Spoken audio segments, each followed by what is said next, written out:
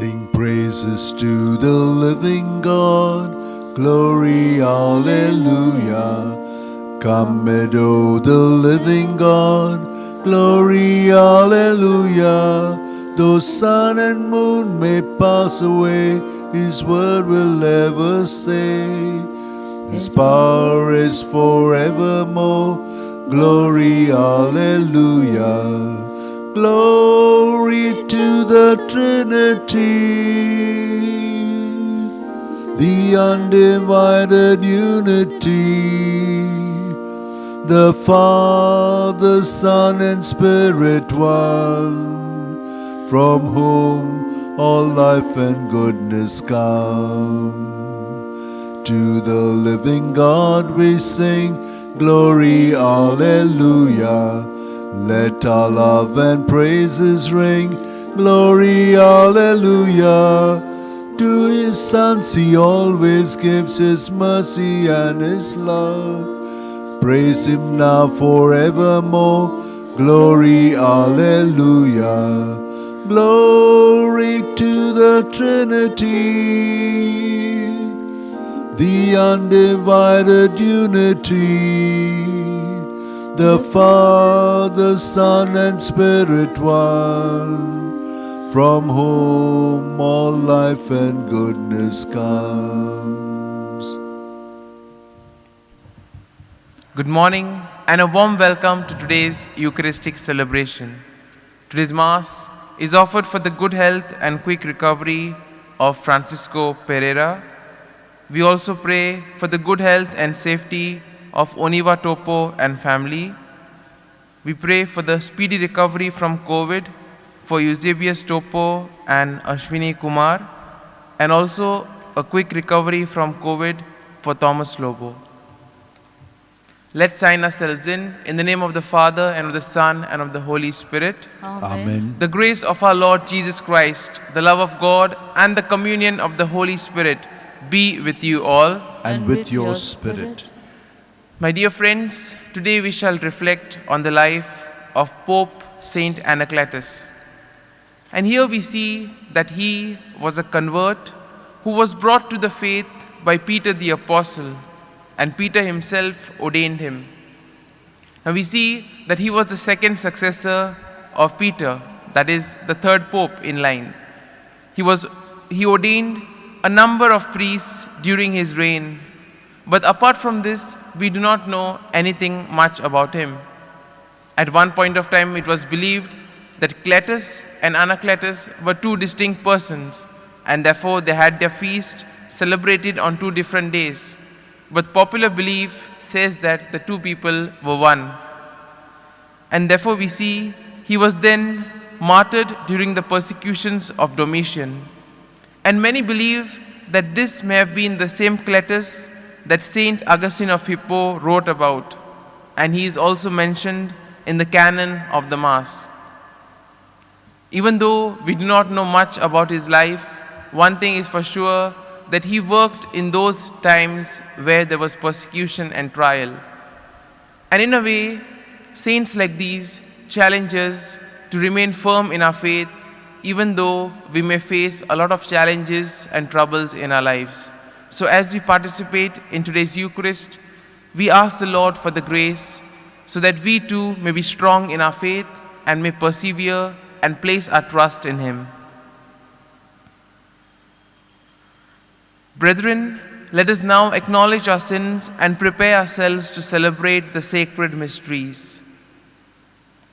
I confess To Almighty God and to you, my brothers and sisters, that I have greatly sinned in my thoughts and in my words, in what I have done and in what I have failed to do, through my fault, through my most grievous fault.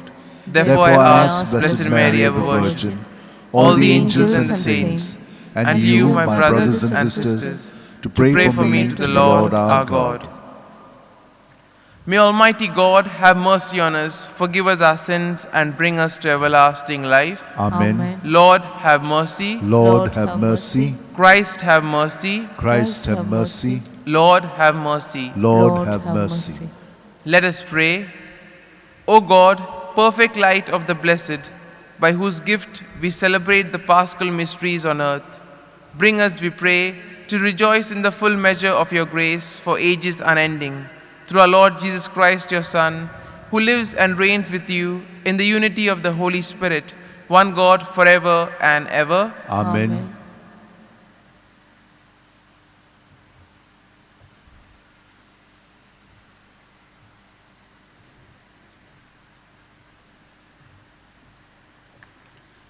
First reading, a reading from the Acts of the Apostles. The apostles and the brethren who were in Judea heard that the Gentiles also had received the word of God. So when Peter went up to Jerusalem, the circumcision party criticized him, saying, "Why did you go to the uncircumcised men and eat with them?" But Peter began and explained to them in order. "I was in the city of Joppa praying, and in a trance I saw a vision, something descending like a great sheet, let down from heaven by four corners, and it came down to me. Looking at it closely, I observed animals and beasts of prey and reptiles and birds of the air. And I heard a voice saying to me, 'Rise, Peter, kill and eat.'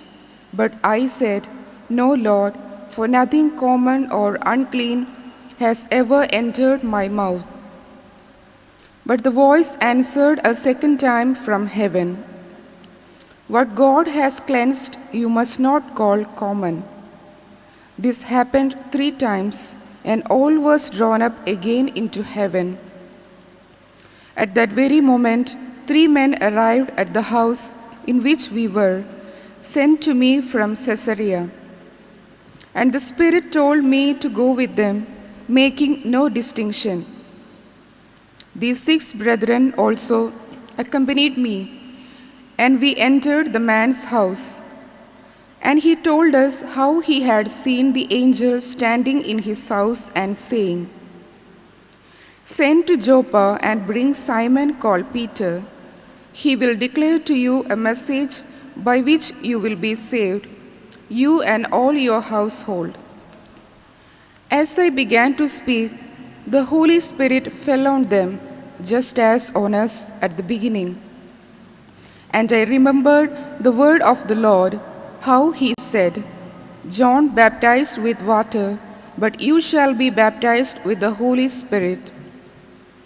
If then God gave the same gift to them as he gave to us when we believed in the Lord Jesus Christ, who was I that I could withstand God?"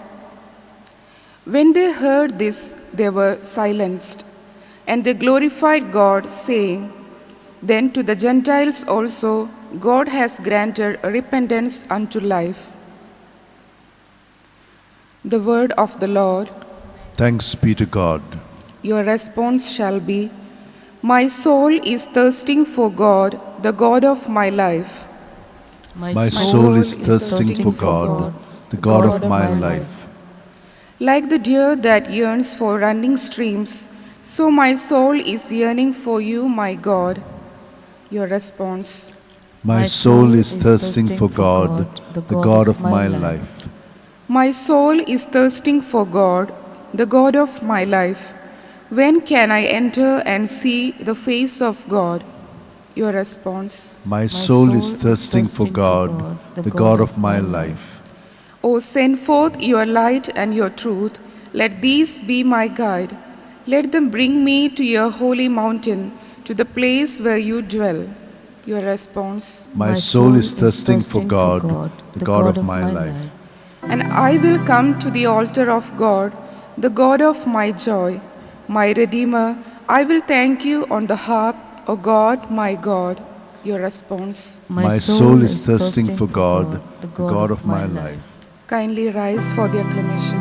Alleluia, alleluia, alleluia, alleluia, alleluia, alleluia, alleluia.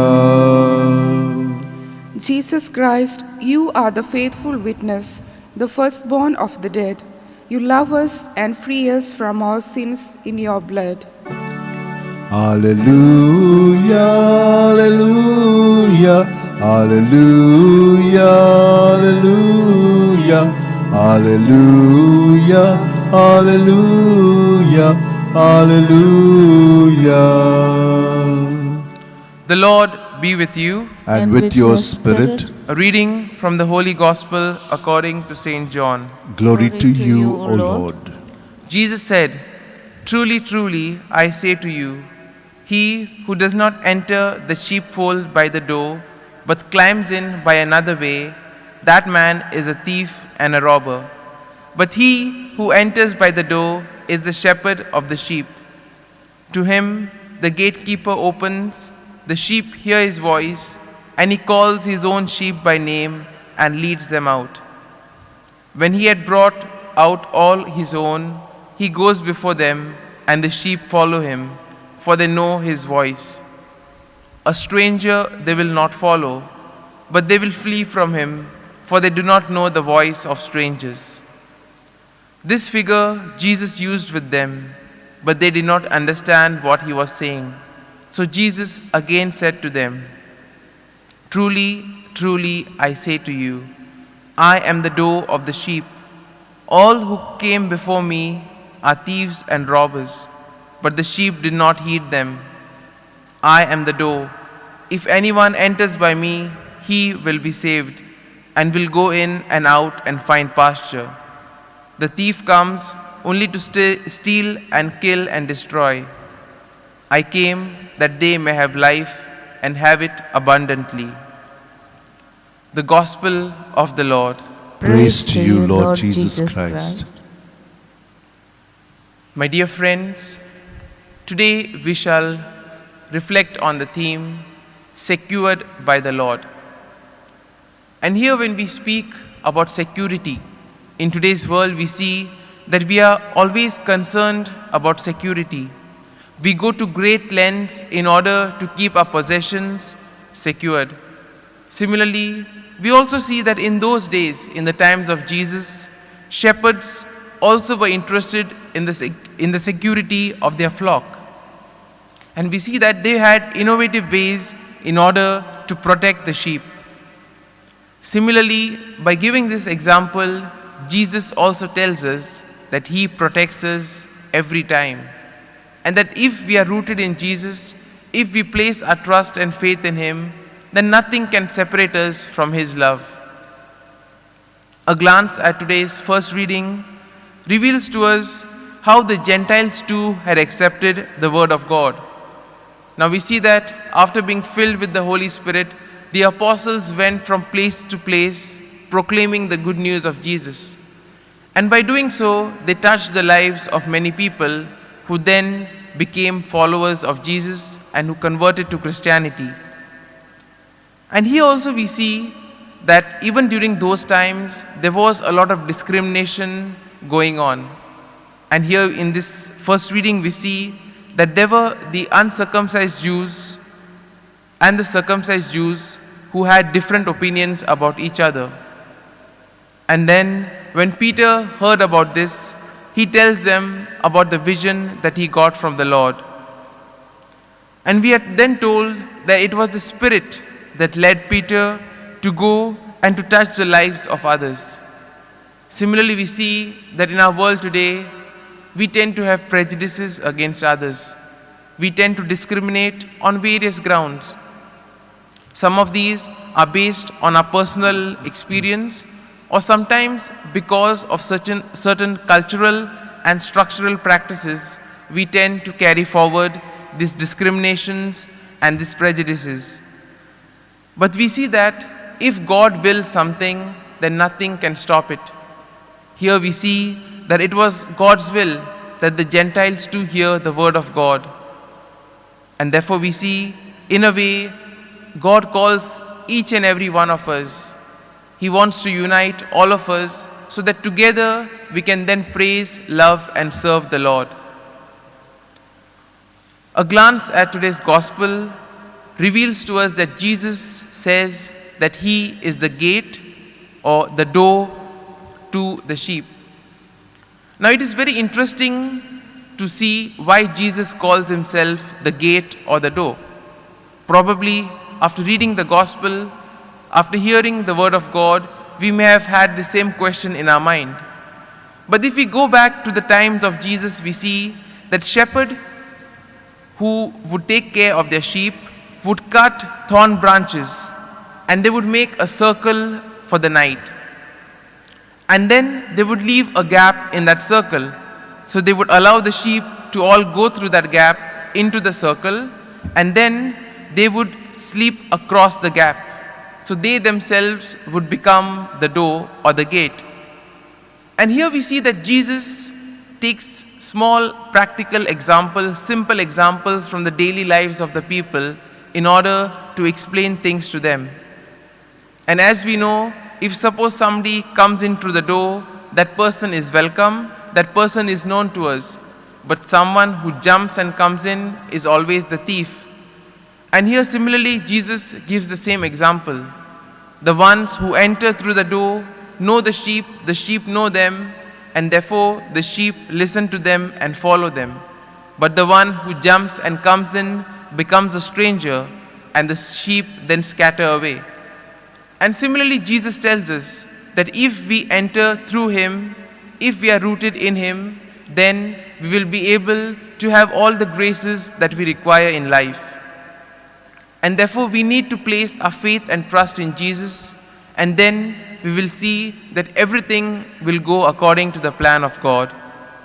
So in a very special way, let us pray for this grace, that we may be rooted in Jesus, and that as Jesus promised, that we too may have everlasting life if we abide in him, and that we may be firmly rooted in his love, and thus convey that same love to others. Amen. My dear friends, we now place our prayers and petitions before the Lord. We pray for ourselves, we pray for the gift of faith, for the gift of perseverance, and above all, we also ask the Lord to protect us during these challenging times. And together we continue to pray for the whole world and for all who are suffering from COVID. Together we say, Almighty and merciful God, who show your love to all creation everywhere, hear graciously the prayers we make for all those affected by the coronavirus in various parts of the world. We come before you asking for a quick control of the outbreak, for healing of those affected, for the victims and their families. We pray for the doctors, the nurses, and all those who toil day and night in the hospitals. We also pray for ourselves. There's a lot of doubt, there's a lot of fear concerning the vaccines, but above all, there's a lot of fear concerning the second wave that's been coming. And we ask the Lord to calm all our fears. And we pray for the government and the health authorities that they may take appropriate steps for the good of the people. We make this prayer through Christ our Lord. Amen.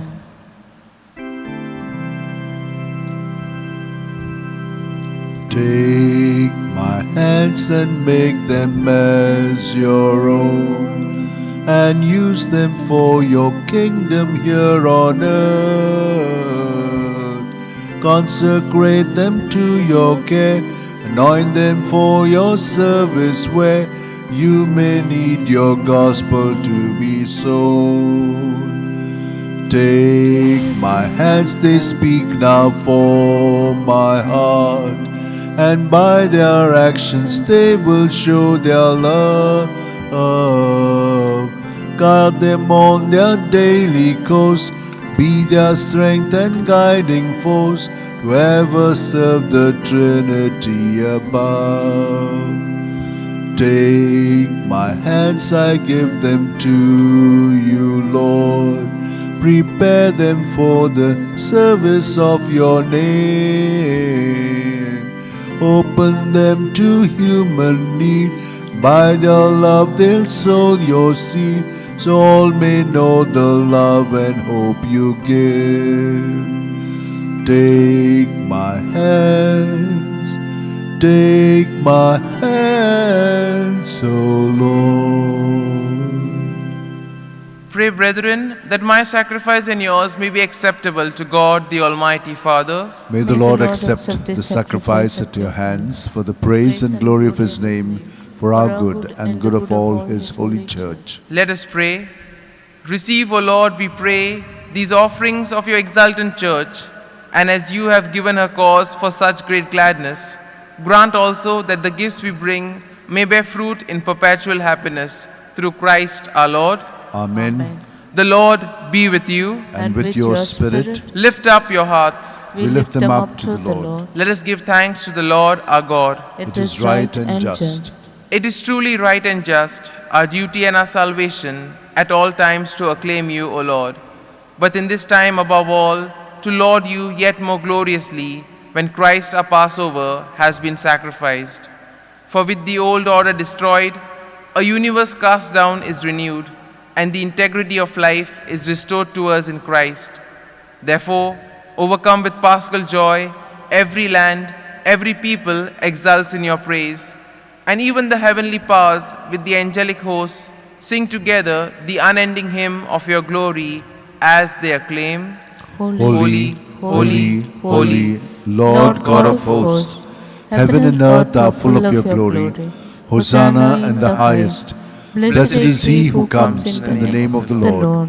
Hosanna in the highest. You are indeed holy, O Lord, the font of all holiness. Make holy, therefore, these gifts, we pray, by sending down your Spirit upon them like the dew fall, so that they may become for us the body and the blood of our Lord Jesus Christ. At a time he was betrayed and entered willingly into his passion. He took the bread, giving thanks, broke it, gave it to his disciples, and said, "Take this, all of you, and eat of it. For this is my body, which will be given up for you."